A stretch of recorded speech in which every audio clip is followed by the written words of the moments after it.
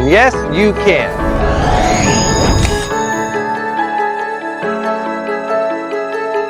Hi friends, I'm Les Mood, your host. Welcome to the Energy Independent Show, where we cover product reviews, interviews, and hot energy news.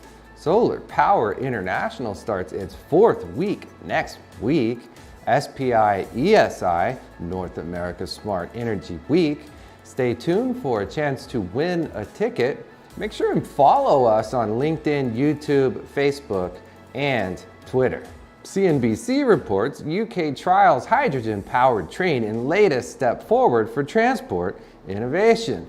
Trials of a hydrogen-powered train are underway in the UK, with an initial journey successfully completed between the locations of Long, Marston, and Evesham in the West Midlands region of England.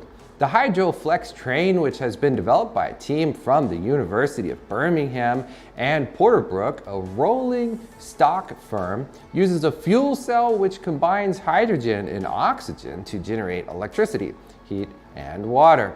The train has been fitted with a range of kit inside one of its carriages.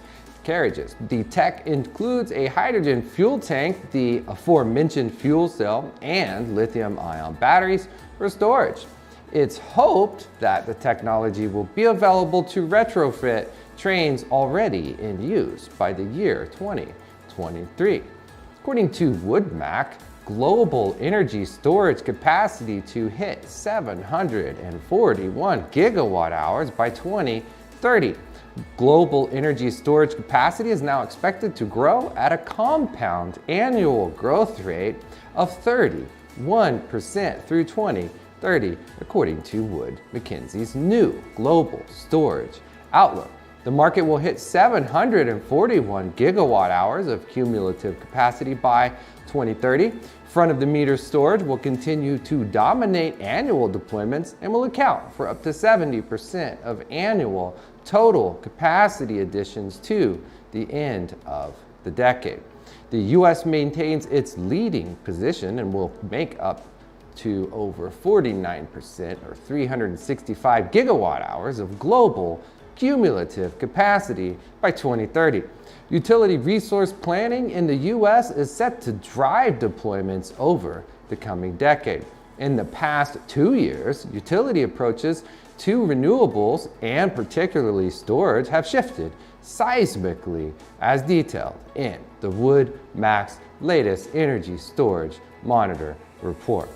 My San Antonio shares the news. Texas is emerging solar power capital with assist from San Antonio's CPS Energy. In southern Bexar County, an array of solar panels spans nearly a mile, nestled in green pastures or mid-green pastures and South Texas homesteads. The solar farm holds tens of thousands of solar panels that feed into CPS Energy's power system, providing nearly 40 megawatts of carbon-free electricity to 9,100 homes in San Antonio. 8 years ago, when the city-owned utility worked out a deal with a solar firm to build 7 solar farms, there were few seas of electric black panels in the Texas countryside. Now they dot the state's rural landscape, proliferating across almost as quickly as wind turbines have over the past 2 decades. Solar power production has increased exponentially as utilities such as CPS Energy look to reduce their reliance on fossil fuels for power generation. Through August, power producers in Texas have generated more than 5,900 gigawatt hours of energy from solar arrays this year. By comparison, solar panels produced just 420 gigawatt hours of power in 2015, according to the Electric Reliability Council of Texas, or ERCOT, which operates the Texas power grid. World Economic Forum reports transforming homes into power stations, how Sweden is disrupting energy production.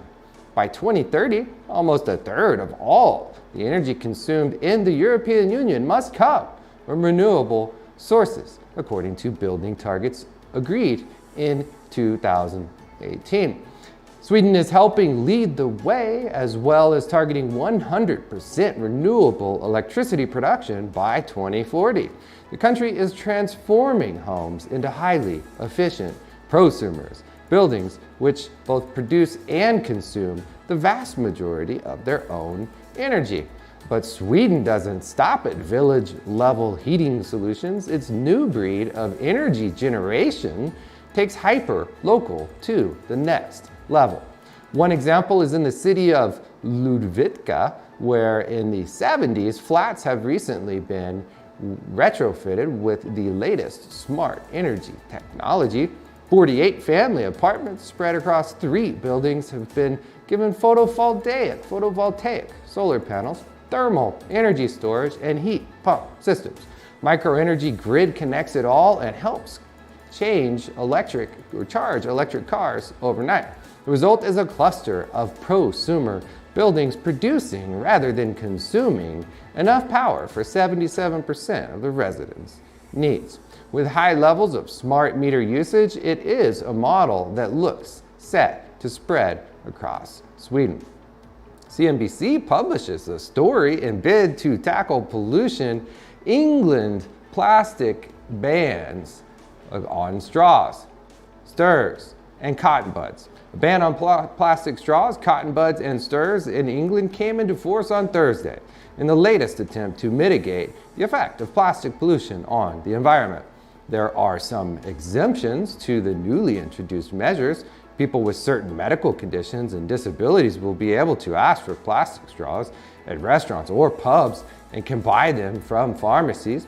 According to the government, an estimated 4.7 billion plastic straws and 1.8 billion plastic stemmed cotton buds and 316 million plastic stirs are used in England each year.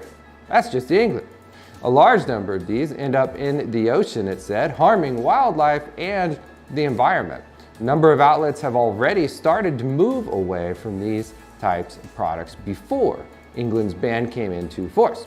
Many restaurants and bars, for instance, have replaced plastic straws with paper ones and switched plastic cutlery and stirs with biodegradable versions.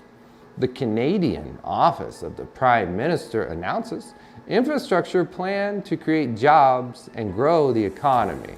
Canadians across the country are feeling the impacts of COVID-19, and the government of Canada will continue to be there to offer support for those who need it. As we work toward our economic recovery with the pandemic and begin to build back better, the government will continue to make investments in infrastructure that will create good jobs for Canadians, build stronger communities, and make our economy, for the Canadians, more sustainable and resilient for everyone. The Prime Minister, Justin Trudeau, today announced $10 billion in new major infrastructure initiatives to create jobs and economic growth. Canada Infrastructure Bank's CIB growth plan will help Canadians get back to work and is expected to create approximately 60,000 jobs across the country. The 3-year plan will connect more households and small businesses to high-speed internet, strengthen Canadian agriculture, and help build a low-carbon economy.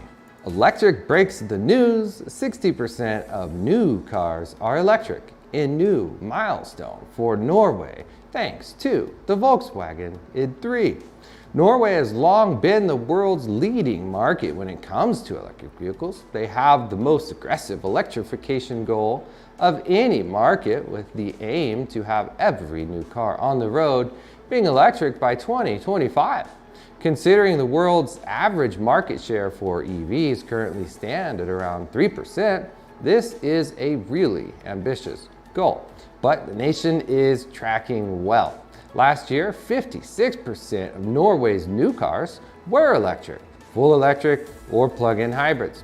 In 2020, things have been harder to judge since overall car sales have plunged due to the pandemic.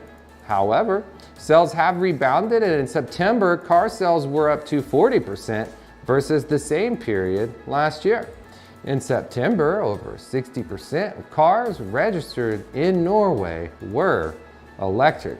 And that's it for the hot energy news, brought to you by Coben Systems and SPI ESI, North America Smart Energy Week, and SignWatts.